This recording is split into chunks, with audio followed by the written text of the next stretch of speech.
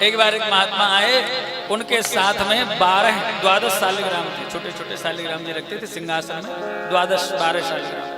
प्रातः काल स्नान आदि के बाद में वो अपने भगवान की सेवा कर रहे थे। शालिग्राम जी को बढ़िया सुंदर पात्र में रख करके स्नान कराया, दूध दही घी शहद पंचामृत से सुंदर स्नान कराया और बढ़िया घी लगा करके हाथ में ऐसे ऐसे मालिश कर रहे थे भगवान की। बड़ी महिमा है शालिग्राम जी को हाथ में मालिश करने की, बहुत महिमा है। अभी हम हाथ देखने की बात कह रहे थे ना, बहुत लोग हाथ दिखाते ही हैं प्राय।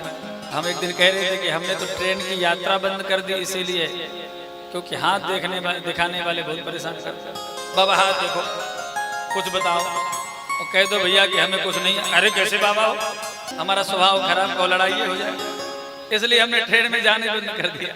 हम क्या गाड़ी से यात्रा करेंगे। बोलो भक्त वत्सल भगवान की, हाथ दिखाने की जरूरत नहीं पड़ेगी। बढ़िया माताएं नर्मदेश्वर भगवान शंकर जी, माताओं को शालिग्राम जी स्पर्श करना शास्त्र में निषेध किया है। तो थोड़ी सी मर्यादा है, नियम है, कुछ ऐसे बनाए हैं भगवान ने पवित्रता आदि के कारण से थोड़ी सी। तो माताएं नर्मदेश्वर शंकर जी और पुरुष वर्ग शालिग्राम जी, हाथ में मौसम के अनुकूल या तो इत्र और या फिर गौ माता का घी हाथ में रख करके बढ़िया ऐसे ऐसे श्री राम जय राम श्री राम जय जय राम थोड़ी देर मालिश करें। हाथ की जितनी अशुभ रेखाएं हैं वो सारी अशुभ रेखाएं शुभ रेखाओं में परिणत हो जाएंगी, अशुभ रेखाएं मिट जाएंगी, बढ़िया चकाचक बढ़िया बढ़िया रेखाएं हो जाएंगी। उमता जी आजकल उपाय बताने वाली कथाएं होने लग गई ना, हमने सोचा एक हम भी खड़का दें। बोलो भक्त वत्सल भगवान की। लेकिन यह शास्त्रीय वैदिक और प्रमाणित और वैष्णवी पवित्र मार्ग है, ये कोई टोटका नहीं है। आजकल टोटका बताते हैं, टोटका नहीं है, भगवान की आराधना। हाथ की रेखाएं अच्छी हो जाए। तो वो बाबा बढ़िया शालिग्राम जी की मालिश कर रहे थे और तब तक वो जमींदार की छोटी नातनी एकदम 7-8 वर्ष की थी, वो खेलती भाई पहुंच गई। बाबा बाबा ये कौन है? बेटी ये भगवान है, भगवान। इतने सारे भगवान, तो बाबा तुम्हारे पास भी इतने सारे भगवान हैं, एक भगवान मुझे दे दो ना।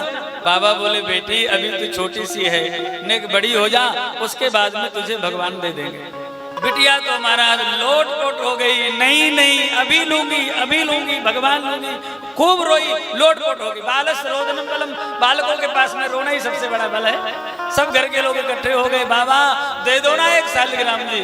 बाबा ने विचार किया, दे दिए तो थोड़ी देर खेलेगी, फेंक देगी नाली वाली में, शालिग्राम जी को पाप लगेगा। बाबा ने कहा बेटी आज रुक जाओ, मैं आज कोई जा थोड़ी रहा हूँ, जब कल जाऊंगा तो जाते समय तुम्हें शालिग्राम जी जरूर दे करके जाऊंगा। ठीक है, वो बिटिया मान गई। दूसरे दिन प्रातः काल बाबा नदी में स्नान करने के लिए गए। स्नान करके सोच रहे थे क्या करें, झोला झंडा नहीं रखा होता तो यहीं से चले जाते, भाग जाते, घर नहीं जाते दोबारा, लेकिन अब जाना तो पड़ेगा। और घर गए और बिटिया ने फिर से शालिग्राम जी मांगे, तो क्या करेंगे, बड़े संकट में थे। तभी इधर उधर दृष्टि गई, देखा कि नदी के किनारे एक चिकना चिकना एकदम चमकता हुआ सफेद बिल्कुल पत्थर, उतने शालिग्राम जी के बराबर गोल मटोल बढ़िया वही नदी किनारे पड़ा था।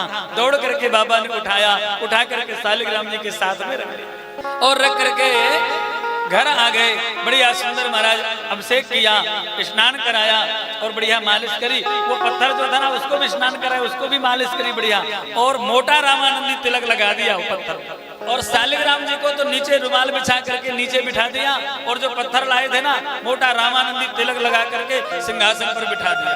वो बिटिया तो महाराज उसको लगन लगी थी, दौड़ करके आ गई, बाबा लाओ अब भगवान को।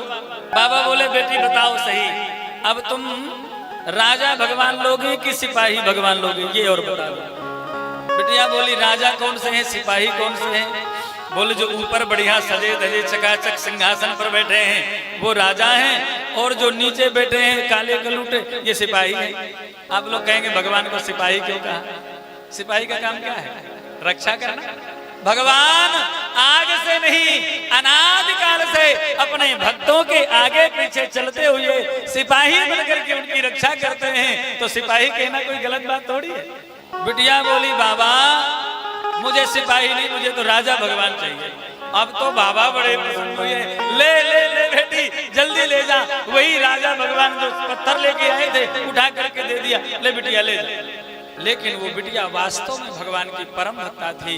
उसने कहा बाबा जैसे आप अपने भगवान को शालिग्राम जी, सुदर्शन, नरसिंह, वामन, वाराह आदि कहते हो, ऐसे मेरे भगवान का नाम क्या है? अब बाबा चक्कर में पड़ गए। शालिग्राम जी हो तो नाम हो, शालिग्राम जी में अलग अलग स्वरूप होते हैं, उनके नाम भी बताए जाते हैं, इनका नाम क्या करे पत्थर का?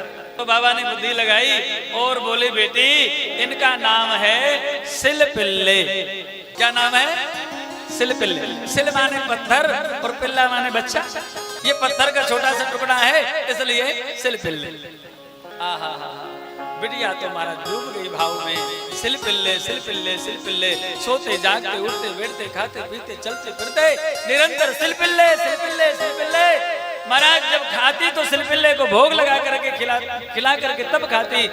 जब पानी पीती तो भी पहले सिलपिल्ले, पानी पियोगी सिलपिल्ले, तुलसी डाल देती थोड़ी सी उसी में, लो पी लो, थोड़ी सी दिखा देती फिर पानी पी लेती, वही प्रसादी। बाजार अपने लिए कपड़े खरीदने जाती तो सिलपिल्ले के लिए भी कुछ ना कुछ कपड़े छोटे मोटे लेकर के आती, उनके लिए भी बना बना करके कपड़े पहनाती।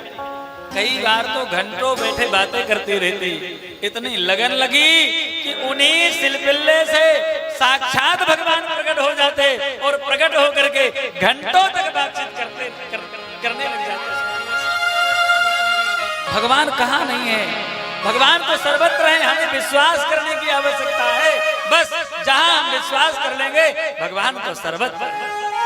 कब उसकी युवावस्था आ गई पता नहीं चला, बड़ी हो गई और घर वालों ने उसका सुंदर विवाह कर दिया। अब विवाह करने के बाद में विदा होकर के गई। दूल्हा जी सोच रहे थे कुछ बातें करें और बात करने का प्रयास करें, लेकिन वो तो बढ़िया अपने सिलपिल्ले से ही बातें करे, उन्हीं से हंसे मुस्कुरावे, दूल्हा की तरफ देखे। दूल्हा ने कहा ये अच्छी आप बताई सिलपिल्ले, हमारी तरफ देख भी नहीं। 2-4 बार प्रयास किया, जब महाराज नहीं बोली तो उसको रोष आया दूल्हे को। रास्ते में जा रहे थे, एक नदी आई, वो डली वाली सिलपिल्ले की फेंक दिया नदी, बड़ी आई सिलपिल्ले वाली, बात भी नहीं कर, रोने लग गई है, हाँ सिलपिल्ले रोने लग गई। महाराज पुराने जमाने बैलगाड़ियों की यात्रा होती थी, पूरे सब नाते रिश्तेदार बड़े बूढ़े रुक गए। क्या हो गया बेटी, बहू रानी क्या हो गया? मेरे सिलपिल्ले फेंक दिए नदी। रोष आ गया दूल्हे को, बड़ी आई सिलसिले की भक्ता, पत्थर को भगवान मानती है। यदि वास्तव में वो तेरे भगवान हैं तो पुकार लो, वो प्रकट होकर के आ जाएं तो हम भी मान लेंगे हाँ वो भगवान। अब तो राम जी आज सुर से उसने पुकारा है, हे सिलसिले कहाँ हो, आओ प्रकट होकर के मेरे पास आ जाओ। जैसे पुकारा है सबके देखते देखते वो सिलपिल्ले की डलिया नदिया से निकली और निकल करके आकर के उस भक्ता के हृदय से